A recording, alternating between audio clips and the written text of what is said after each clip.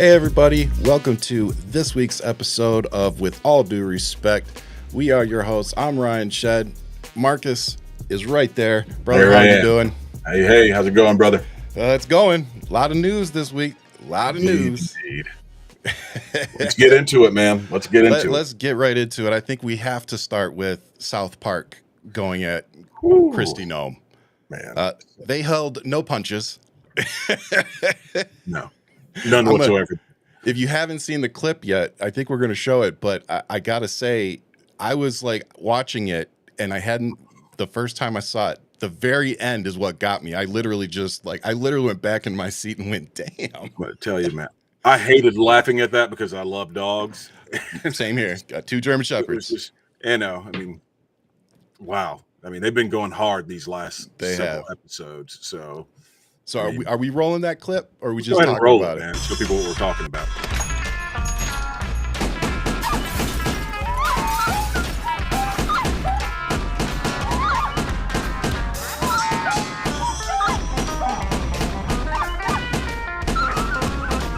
It's the whimpering. She's not done yet.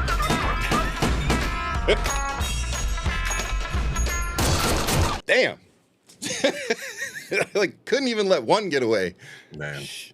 That puts Cruella DeVille in a whole new context. 101 Dalmatians. Give Tulsi Gabbard a gun, and then we got something. That is nuts. It was. They've been really going hard in it. But hey, I mean, you know what? Kristi I'm Noem, personally happy about it, though. To see a platform like South Park that is so culturally relevant, you know, to basically just throw it all out the window and say, we're just going to tell it like it is. Like, that's it. I mean, they go after everybody, and turnabout's fair play. This administration, no different. People who they go after, I think, how's the saying go? Turnabout is fair play. I mean, yep. This is they're getting their comeuppance right here, and South Park is dishing it out. So I say, thank you, gentlemen. We appreciate you, Matt, Trey. Keep doing what you're doing. We'll keep showing it. National treasures. What is those? Had to be high capacity magazines.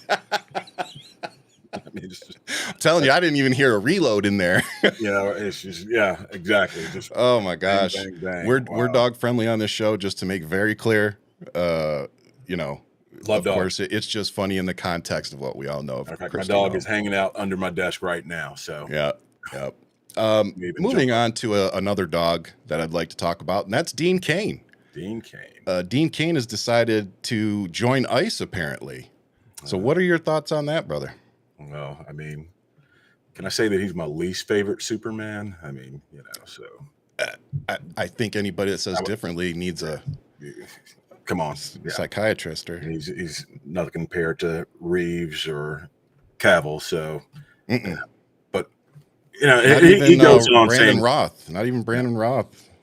And I heard his interview, how him talking about, well, I've been a sheriff and this, that, and the other. But yeah, man, you were handed a badge. Just like you were handed this ICE position. Exactly. I mean, hey, me personally, I look forward to the first person that walks up, when he's got his face covered up, nobody knows who he is. Right. But he gets rocked anyway. And then they're like, oh shit, I just knocked the fuck out of Superman. I personally am waiting for that moment. I mean, it could happen. This guy, he's gone full blown MAGA now, defending himself on this. I have the right to be, a federal agent. I've got training. I was a sheriff's deputy. He's a wannabe. You also played an American icon, Superman. That was what? However many years ago, and Lois and Clark? Yeah, Lois and Clark. But Superman was an immigrant. He was an immigrant. You'd also call him an illegal alien today. He may have grown up in Kansas, but he came from somewhere else. So exactly. So it's kind of like, dude, you didn't even understand the premise of the show you were on. Come on. I mean, this guy is to talk about destroying what little legacy you had with playing an icon.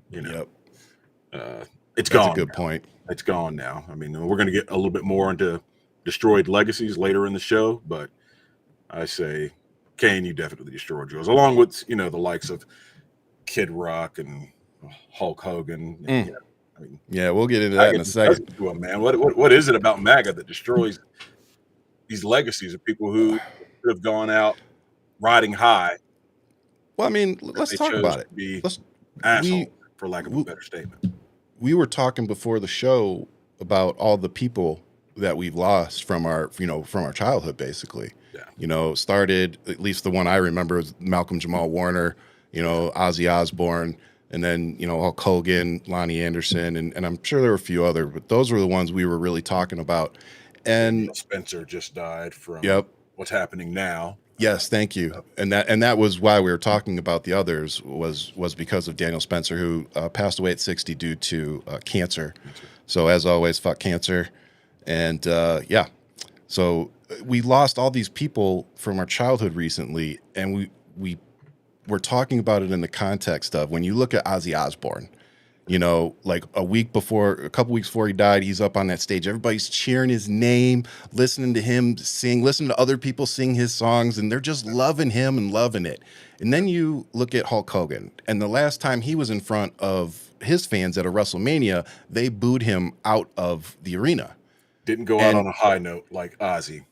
Very fitting, right? Low. Yeah. So, I mean, it's fitting. MAGA destroys these guys. I mean, I grew up watching wrestling. I mean, yep. a lot of us did. And Hulk Hogan, Andre the Giant, Junkyard Dog, Macho Man Randy Savage. These guys were like, you looked up to those Bruiser guys. Brody, yeah, man. You get little black kids, white kids, kids from everywhere, watching these guys and idolizing them. Especially Junkyard Dog. I don't think people understand the representation that Junkyard Dog was bringing at the time.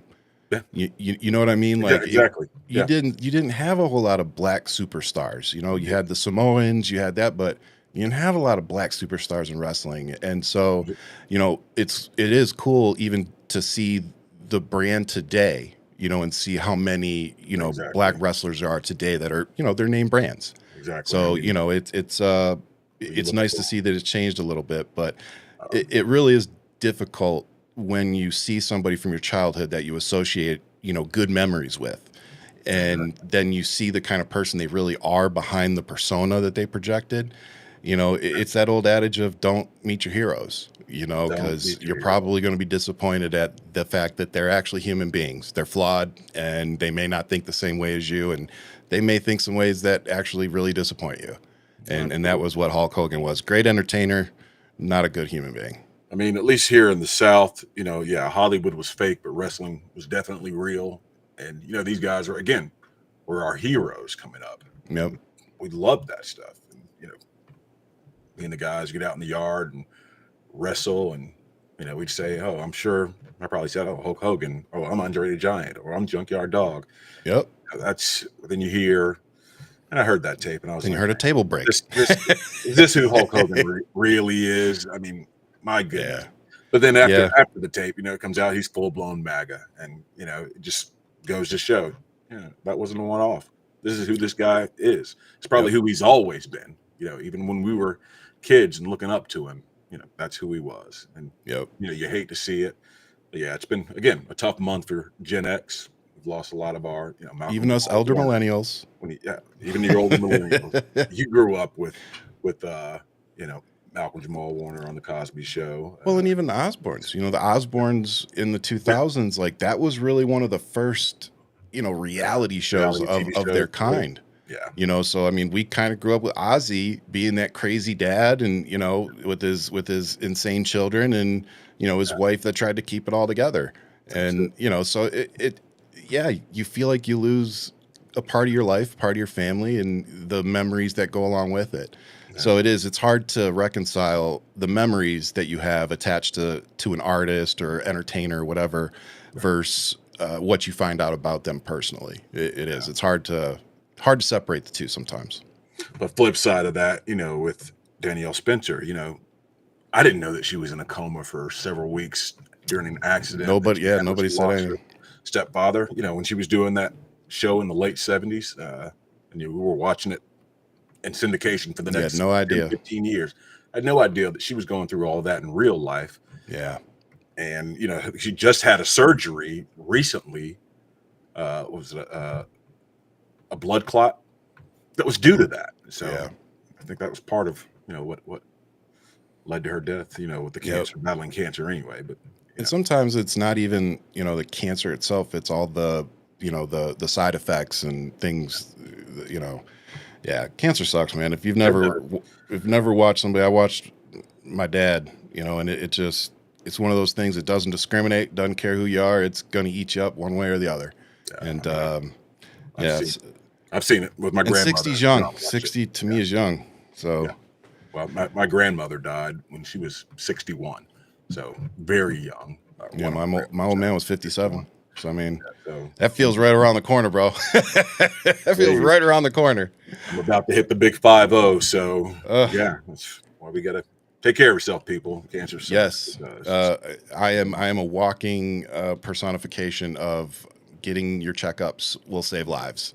So, man, get your checkups. If you're having a problem, get your, and I hope you don't mind me taking a second. Matter of fact, I was telling Marcus before the show, my older brother, Patrick, if you watch Hold the Mic, you see him in the comment section every week.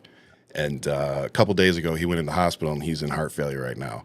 And I got off the phone with him right before the show. He's at, heart's at 25%. They're going to do a heart catheter tomorrow. They drain like 16 milliliters of fluid off his chest today. So they're going to do the other lung tomorrow. And, so we're not quite sure what the prognosis is here and what's going on. So if y'all can pray, send good vibes, if you're not religious, just send good energy. My family could definitely use it right now. And, we just all need to make sure that we take care of ourselves, not just for the people around you, but take care of yourself for you too. So, you and your family, and, Patrick is definitely in our prayers here. And appreciate that, bro. If you're not religious, like, we are,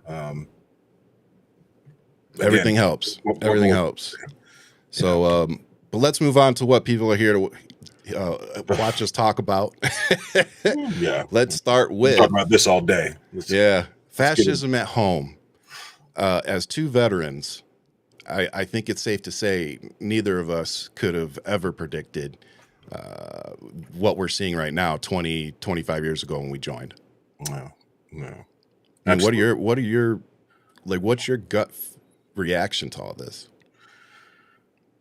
When I say things like Trump federalizing the DC police, and remember, I'm a veteran. I came from a family of law enforcement officials. Granddaddy was a sheriff and a farmer. It makes me feel like we're no longer living in the America that I grew up in. Yeah, I grew up in 70s, 80s, 90s, early 2000s. We had our problems then, but nothing like this. No. I mean, it makes me question. I mean, actually, I don't even question it anymore. I don't think we're in a democracy right now. Nope. With Trump and all of the sycophants who are serving him in the administration, who are actively chipping away at the guardrails. It's all about revenge for him, and they're playing right along with him. Like, okay, it's not about the country anymore. It's not about the working class. It's not about the people. It's not about the Constitution. It's about them holding power and just chipping away little by little until it's all gone. Yep. I worry for our country right now. Oh, I'm terrified for our country. And for those of you who may not know exactly what we're talking about, I don't think you're probably living under a rock if you don't. But the president has deployed the National Guard in Washington, D.C., our nation's capital, along with federalizing the local police department. Metro Police. So the fact that we're watching a convicted felon, prolific business fraud, adjudicated sexual abuser, and an accused pedo sitting here controlling our military, federalizing our police, telling the Smithsonian that they're going to come over and make sure that they're projecting the correct history that Trump wants projected. Like, people, wake the fuck up. Wake up. I don't know what else to, like, what do me and Marcus have to do to get you people to freaking understand what is happening? Like, do you know how you take power away from somebody like Donald Trump? You stop fucking supporting him. It's really simple. Okay. Sure. If he doesn't have the mass following of dumbasses behind him doing what they're doing, then we don't have this problem anymore because he doesn't have the power. But what's happened is, as Marcus pointed out, is Donald Trump has taken he learned from the first time. January 6th was a dry run. He found out the key positions that he needed to have loyalists in to achieve his agenda. And guess what, guys? He's done it. Project 2025 is sitting at like 65, 70% completed. This dude has literally accomplished everything that he's wanted to in 6 fucking months. Do you even understand what we're looking at for the next 3.5 years if we don't do something? We've got to do something. We've got to do something. And for all intents and purposes, yes, the guardrails held under his first administration. And why did it hold? Why did they hold? Because you had honorable people. It's about at least somewhat honorable. Yes. It's about, well, yeah, you had people like Milley, yep, and others, at DOJ who did the right thing. They understood the assignment. They understood that they swore an oath to the Constitution. And even White House employees. Man, even White House employees. Yep. People, even his lawyers yep, in the first Trump administration were saying, we're not going to do this.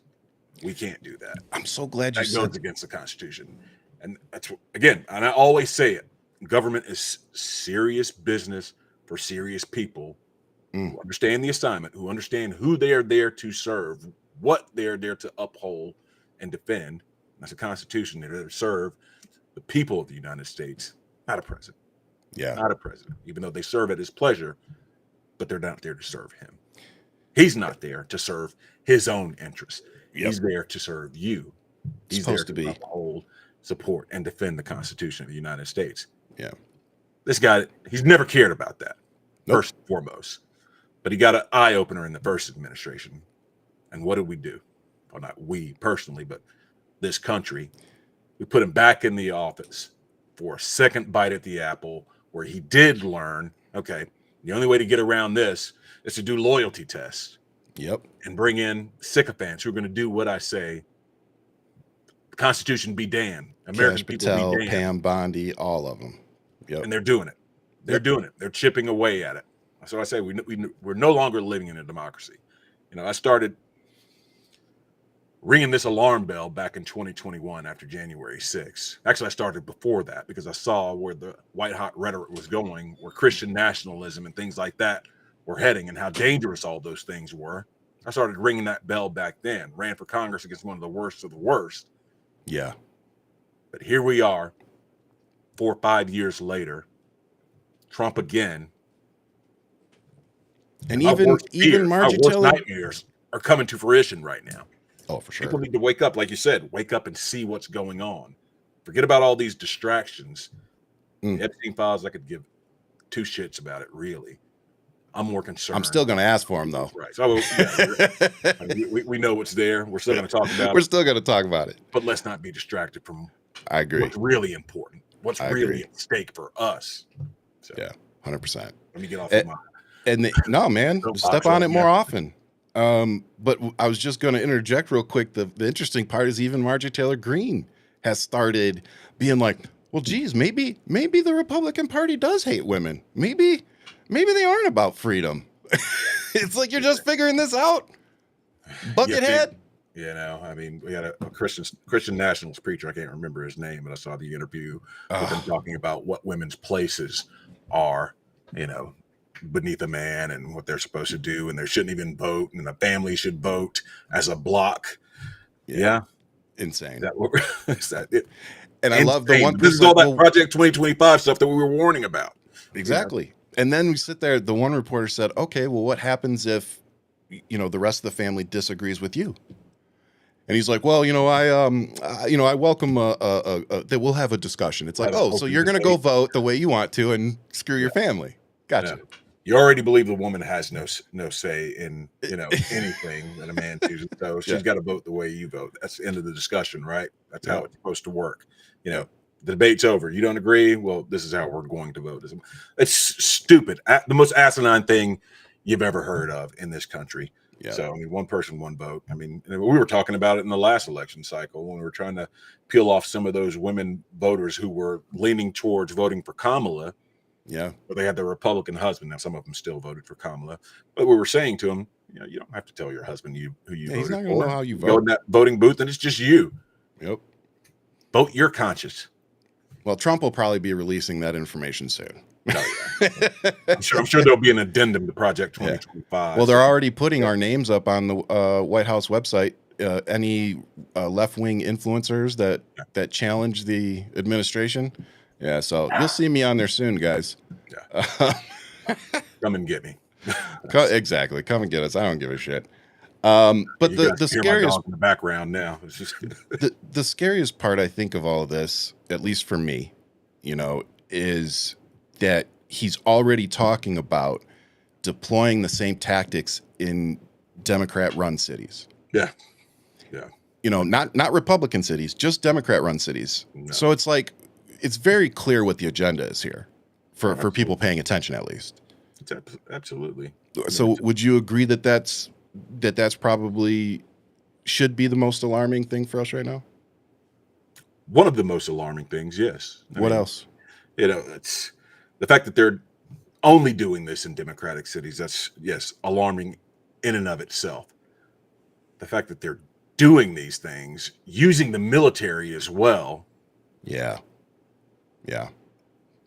Not for disasters, not to go help put out fires, not to help relief policing after a American flood or citizens like that. It's about sending the military in to quash peaceful protests. Yep. Peaceful protests. And at this point, I think they're alarming thing. I think they're picking. He did it in his first administration as well.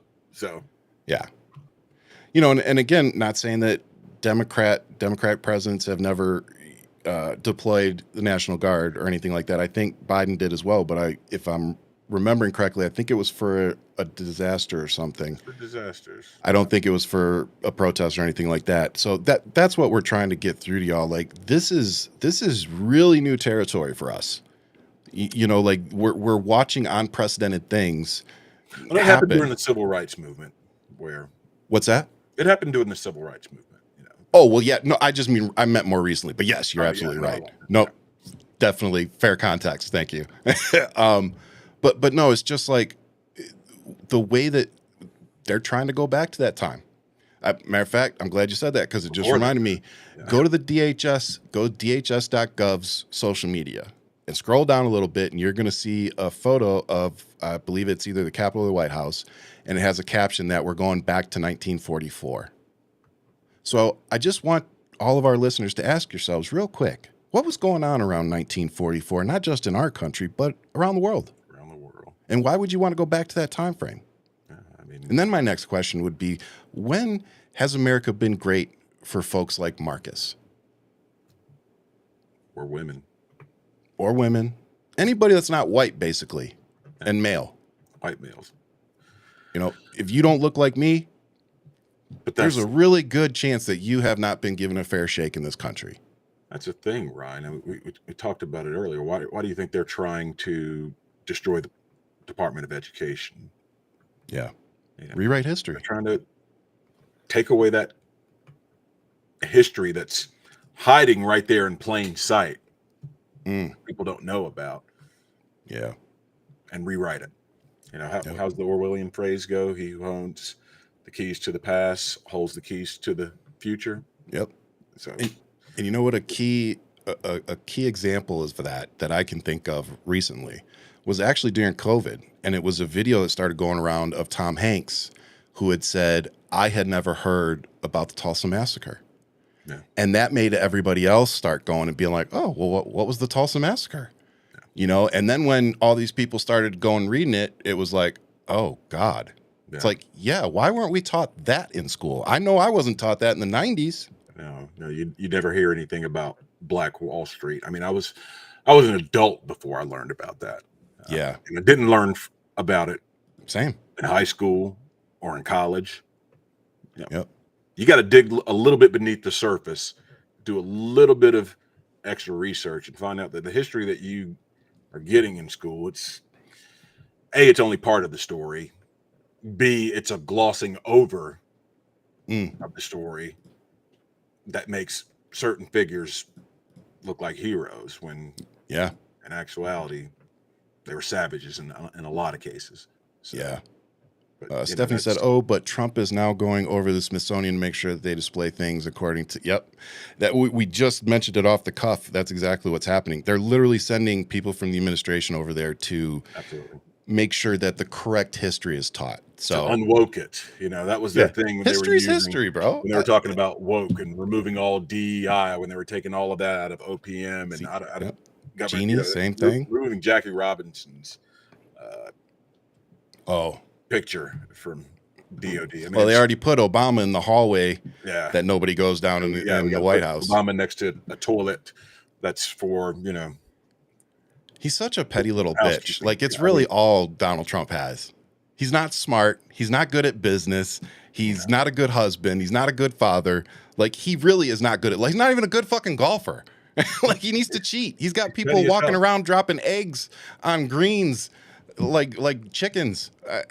Petty as hell, and it's all about him and his revenge when he feels like he is slighted. And he hates Obama the most because he knows he will never get that Nobel Peace Prize.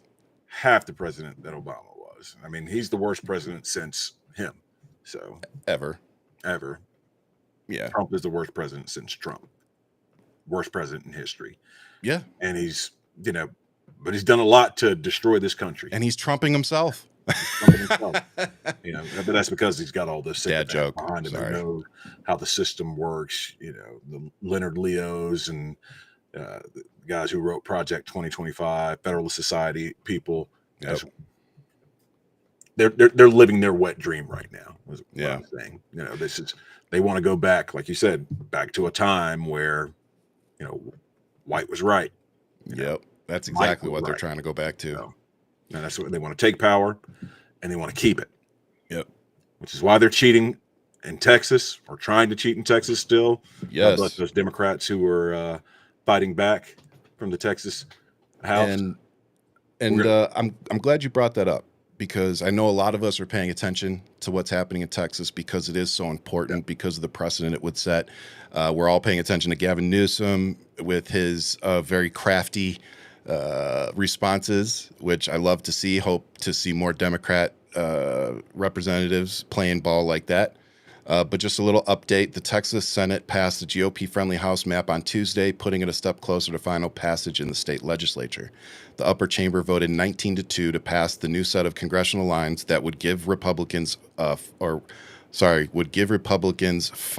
pickup opportunities in the U.S. House ahead of the 2026 midterm elections. So this is, I don't think that the Democrats are going to be able to stop it in the end.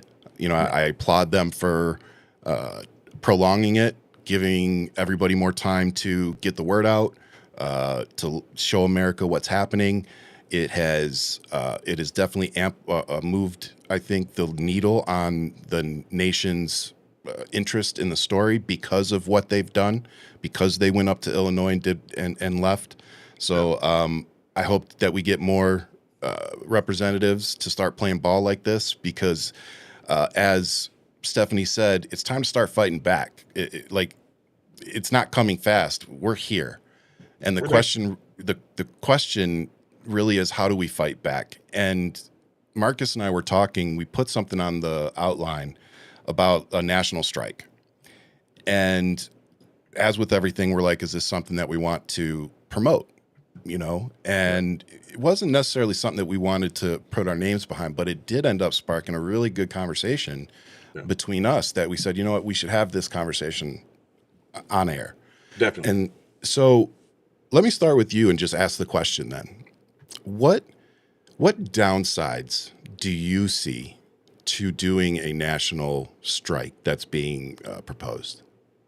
Well, I always look at these strikes. I mean, I look at them in two different ways.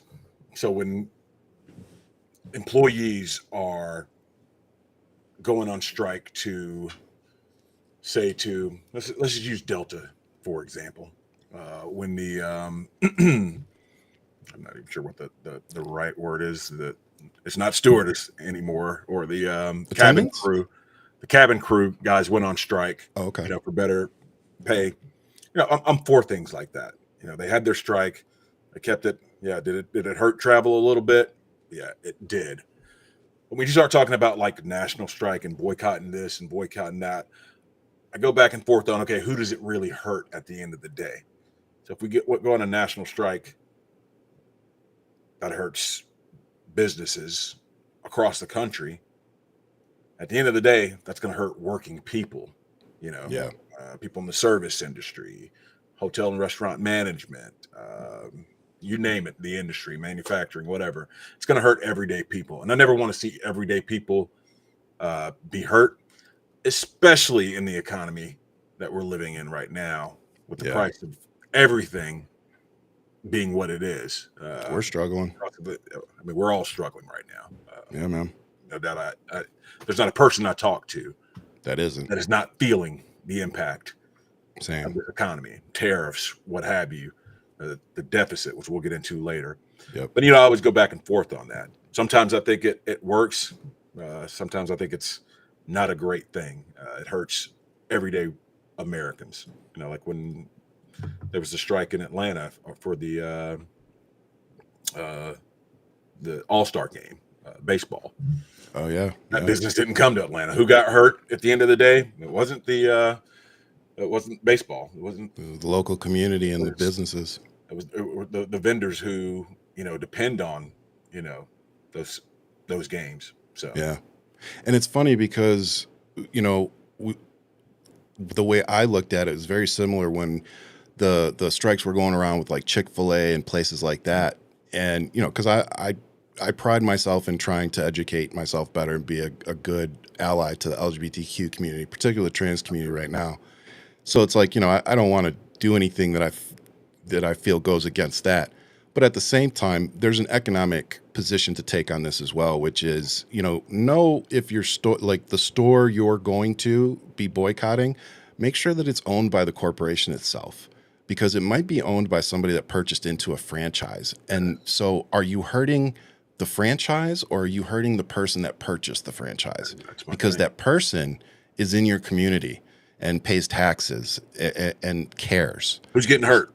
Exactly. That's who's getting hurt in that scenario. Yeah. So it's like, I can see both sides, because why I agree with you, it hurts people that we definitely don't want to or intend to hurt economically. At the same time, here we are in 2025, a year and a half out from midterms. Mm-hmm. And I'm just going to speak for myself for a second and say, I don't think we can wait until 2026 to do something. No. So I don't want to poo-poo this idea or this movement, because I agree that something needs to be done. No. And from where I'm sitting, this is the last step. An economic shutdown is pretty much the only option that we have. Mm-hmm. And the next step is for everybody to pick up their guns. And I think that we need to be realistic of where we are right now as a country and how close we really are to your neighbor picking up a gun and possibly coming to look for you because he knows that you're a liberal or because you're MAGA. Guys, at the end of the day, we're all Americans. At the end of the day, that's it. That Trump may want us to forget that. The MAGA movement may want us to forget that. Heritage Foundation may want us to forget that. But that's what Marcus and I are here for. That's what With All Due Respect is about. Because with all due respect, fuck these people. Okay? We have to fight back, whether it's economically, whether it's protesting, whether it's showing up to your state houses, whether it's showing up to DC. I don't give a shit how we do it. But yes, we need to do something. But we also have to keep an eye on the people in our community. We can't sacrifice our communities just for this. We have to find a way to do both. Absolutely. I mean, I'm and by no means am I suggesting do nothing. If we're gonna boycott, I don't think either of us some are of the saying worst that. of Yeah. the worst, boycott them, get their attention. We've got to get their attention. I'm a fan of protests, you know, large demonstrations, peaceful protests. You know, I love that, but I also love, you know, mixing it up with these guys and fighting fire with fire, which is why I'm all for Democrats pulling the exact same gerrymandering bullshit that they're trying to pull in Texas. Amen. So, you know, you get both sides of me. Yep. We have to play their way. We have to. You know, when you're holding all the cards and they decide, okay, we don't want to play cards anymore, we want to play checkers or chess, you know, okay, we'll play that as well. Yep. Fight fire with fire. We wrote a whole piece on it. It's like, I know how to play spades too. Let's go. Yeah, we're not playing spades anymore with these guys. They're trying to play checkers. You can't be anti-democracy and still call yourself an American. MAGA's anti-democracy. You're absolutely right, Grant. They know we'll run it. You know, it'll be 13 books and they'll get nothing because we're on the right side of this. Nothing. But it really is. Got to play the game that they're playing. Fight fire with fire. Let's be real. Get their attention. We're not going to out moralize them. We're not going to out high ground them. You know, not going to out educate them. We go high. You know, that's just not going to happen. Sorry, this chair is just giving me you're good. trouble. But yeah, we can't. You know, we try to have the conversation with these guys. We try to present good policies. They're not trying to hear any of that. And data. They're not trying to hear any of that. So that tells me they're not on the side of the American people. They don't care. They just want power. Full stop. And we've got to do everything we can do to keep them from getting it. Yep. We don't, Democrats, the party that's not trying to destroy democracy, doesn't take back the House. We're in deep shit. In this midterm cycle, we're in trouble. Yeah. We're in trouble.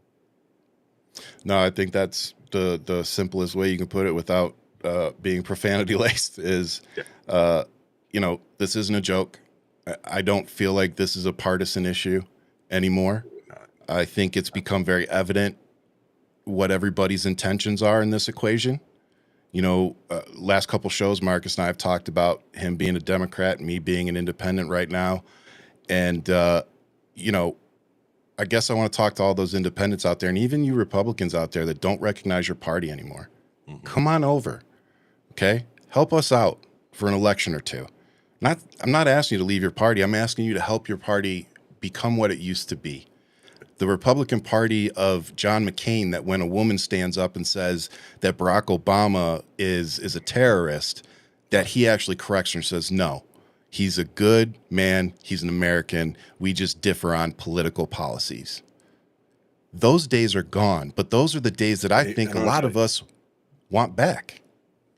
Let me tell you, I met John McCain at the U.S. Embassy in Iraq, and it was 2005, 2006 time frame. That was who he was. That was the person. That wasn't show. He wasn't Hulk Hogan. He wasn't Hulk Hogan. It wasn't all for show. This guy, you know, sat and talked with me. Just a guy he just met walking in the hallways at the embassy, and we had a conversation. And that was who he was. He'd sit back and have a conversation with you, just because you approached him. Yep. And when I saw the way he responded to that lady, I watched that town hall, and I was like, when she said that, I was shaking my head. I was like, oh my fucking goodness. That's one of those times where I was kind of worried about where this country was headed, you know, because, you know, all of the vitriol that they came at Obama with, you know, it was fucking sickening. And I was happy to see that, at least at that time, we could get over it. At least we got 8 years of him. But then that pendulum swung so far back in the other direction when we brought Trump. You know, when people were saying, oh, we're in a post-racial America, I didn't believe that shit for 1 second. No. I knew it was going to get bad. I just didn't know how bad.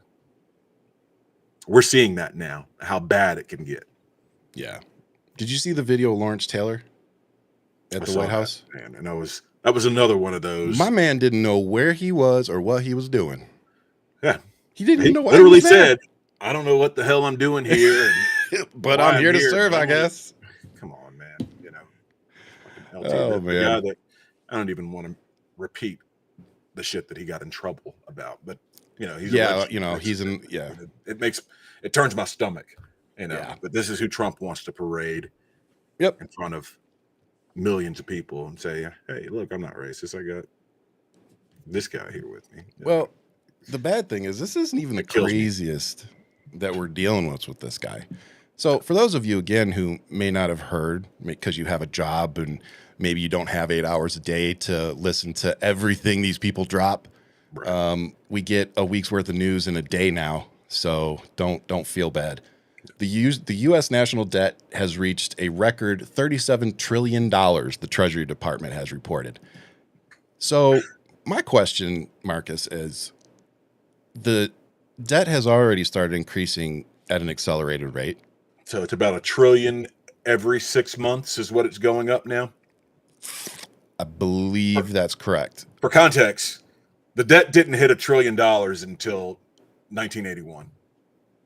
Or 1980, one of those years. It was one of those years. That's when the debt hit $1 trillion. So for context, 10 trillion was in the 90s or early 2000s, 2003, somewhere in there. Now we're adding $1 trillion worth of debt every 6 months. Now, part of that's due to, you know, the COVID crisis that the pandemic that we went through and recovering from that. But another part of it is, you know, this Trump administration and these tax cuts. So this is going to start happening. It's going to start spiraling out of control, and that's going to affect everything. Your mortgages, when you want to buy a new car, interest rates, everything. Everything. Prices that you spend at the grocery store. You know, we talk ad nauseum about, you know, how everything's more expensive. It's going to keep getting more expensive. Unless we do something, unless we start taking this seriously. Yep. Here's a graph, just a quick little graph. And as you can see, what Marcus was talking about, right about 1980, it starts to hit that 1 trillion mark and then starts to go up. So we hit 5 trillion around, looks like 95-ish. 2000, still we're sitting around 6 trillion. And then when Bush takes office and September 11th happens and all the wars start, that's when the debt starts to really go up. Then the housing market crash of 2008 and all that, drastic uptick, and it pretty much hasn't stopped since then. And then COVID, all of that, and now Trump passing all of his ridiculous tax credits May for the billionaires. 2023, we're at 31 trillion. Now we're at $37 trillion. And the big beautiful bill is going to add a projected 4.7 trillion. Over the next 10 years. So where was I'm confused. I thought Donald Trump was going to balance our budget, that he was going to make so many good business deals that we wouldn't have to pay income tax anymore. Like, I'm very confused. Every time a Republican administration comes in, they ride in on talking about the economy and how they're going to lower prices and how they're going to, you know, lower the debt, and then it balloons under. It ballooned under Trump the last time. Yep. And now it's ballooning again. Yep. And we can't afford it. And by the way, if you go look at the graph for the last 5, 6, even 10 years, and you are going to see where the Democrats are in control of the budget and where Republicans are in control of the budget. Like, it's a graph, people. It's data. You can't, like, you can try to spin it if you want. Like, here's a spin. Donald Trump is not going to release monthly job reports anymore. No, absolutely. Because they're not going to say what he wants them to say. And if anybody dares speak the truth and goes back and revises the previous month's report, guess what? That guy's out. He can't be trusted. Oh, wait a minute. He can't be trusted to say what we want him to say. Oh, because we don't want to lie here on the show. This story was updated from the last time I read it. So give us a second. EJ Antoni, President Donald Trump's pick to lead the Bureau of Labor Statistics, is no longer considering suspending the monthly jobs report. Okay. So apparently they probably saw the pushback and was like, okay, maybe that's not a good idea. Maybe not. Well, hey, I'll take that. At least because we need to see the data. Yes. Especially from the people, as you just pointed out, sir, that said we need transparency in government. Yeah. Well, why are you guys all of a sudden okay with Donald Trump taking away all the transparency? Sycophants, man. If a Democrat was doing it, they'd have their pitchforks at the White House gate.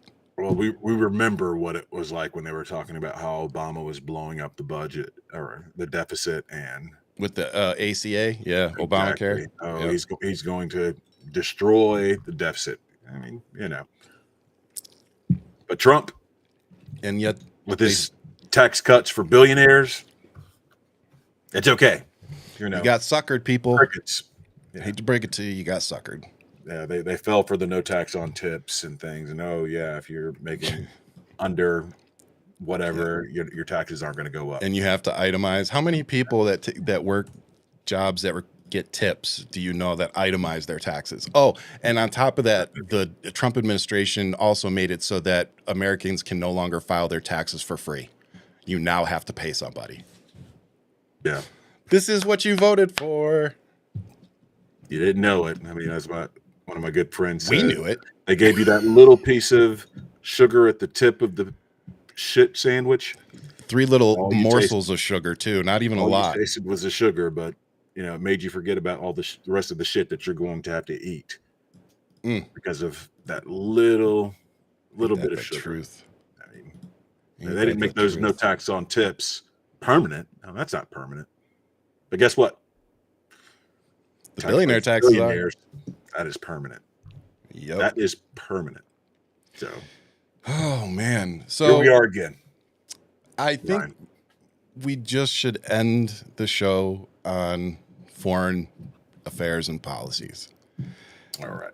So I don't know if you heard this, Marcus, but apparently we're giving Alaska back to Russia and Putin. Are we now? Trump said it 5 times. He's going there on the 15th. He's going to Russia. Exactly. For those of you who don't know what the fuck I'm talking about, Donald Trump said that he's meeting Putin in Russia on the 15th, which I believe is Friday. In Alaska. Yep. But the meeting's actually taking place in Alaska, on American soil, at least for now. What if that had been Joe Biden making that exact same mistake? 25th Amendment right now, he's not fit to be president. He's lost it. Yep. He's senile. He has Alzheimer's. Get him the hell out of here or something. He's not running the White House. Yeah. Yeah. By the way, maybe Trump's not running the White House. Maybe we should start that. Well, they keep talking about crime in Washington, D.C. I know where you can find a felon and a sexual abuser and a prolific business fraud. Right in the White House. And a matter of fact, he's surrounded with law enforcement. You could just call one of them up and say, arrest that dude. And to be clear, guys, crime in D.C. is way down. So violent crime in D.C. is way down. Did you see the spin? Who are Metro police officers in D.C. And I can tell you. Did you see the spin though? Oh yeah, I've seen the spin. Yeah. The fuck, they're like, oh well, those numbers aren't right. We caught them. Really? How about your labor statistics numbers? Yeah, are those right? You fired somebody over. You wanted to fire someone over. Let's focus on that. So, hey, we got to federalize the police in D.C. because crime's way up in D.C. Yeah, yep. It's all because of this former Doge guy who got, I guess, carjacked and beat up. Big balls. Yeah, big balls. Yeah, seeing him bloody on the ground. Yeah, I'm not gonna lie, that made me happy. I know I'm a terrible person. It's okay. Look, I never get sad when Nazis get punched in the face. No. And in my opinion, that's what happened there. I mean, that's an American tradition. It should be. You want to go back to 1944. Yeah. I want to go back to punching Nazis in the face. Let's go back to that. I mean, but getting back to this Trump and Putin summit, which is basically all it is. I mean, it's not about Zelensky. It's not about getting a peace deal done. Because as he shouldn't Zelensky and the Ukrainian people are not going to say, all right, you guys can have Crimea, the Donbass. They're not going to say that, but Trump will go in, sit down with Putin once again, and I've said this before, when it comes to Putin, Trump is about as outmatched as a 14-year-old dating a stripper. There's just no comparison. That guy's going to run circles around him every time, and Trump's going to capitulate and try and give him everything he wants, even though now he's been talking tough lately. He's going to go in there. I think the stripper loves him like a beach chair. It's 14-year-old. I'm sorry, bro. That was the best comparison I've heard.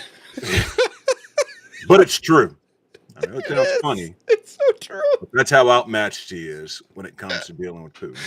He is way out of his head. I'm telling you, man, Putin, he sees Trump walk in the room and he gets excited. He gets excited. I bet he gets a boner. Like, I'm about to fuck this guy. Oh, yeah. I'm about to walk right over this guy. Anything I want, I'm going to get. And that's been the case. Now, why? I talked with Michael Cohen. He said there's no P tape. I believe that. But there's something that Russia has on Trump. There's something. I think a lot of it, honestly, I think it boils down to his business. I really think a lot of it is that the people that have stuff over on him are the ones that are so invested in him. Yeah. I've talked about this before. The reason that Elon Musk won't fail is because everybody will keep loaning him money because so many billionaires and millionaires have invested in him in some way, shape, or form. Whether it's through Tesla, whether it's through X, whether it's through SpaceX, they are invested in him in some way. And if he fails, their financial portfolio fails. The federal government. Same thing with Donald Trump. If Donald Trump fails, they fail. Their buildings with his name on the side of them fail. Anything that he touches fails. So all these people have a vested interest in keeping the puppet going. Yeah.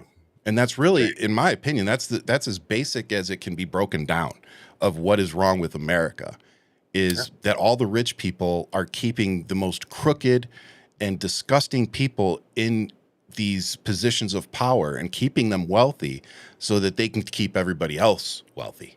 That all boils down to greed. Yep. Full stop. It really is. Boils down to. It's greed. So with that, my friend, that is the end. Brother, do you have anything you want to add before I sign us off? It's always a pleasure sitting down and talking the topics with my good friend Ryan. People keep checking us out across all of our channels. We appreciate you being here and spending an hour or so with us. God bless you and good night, as far as I'm concerned.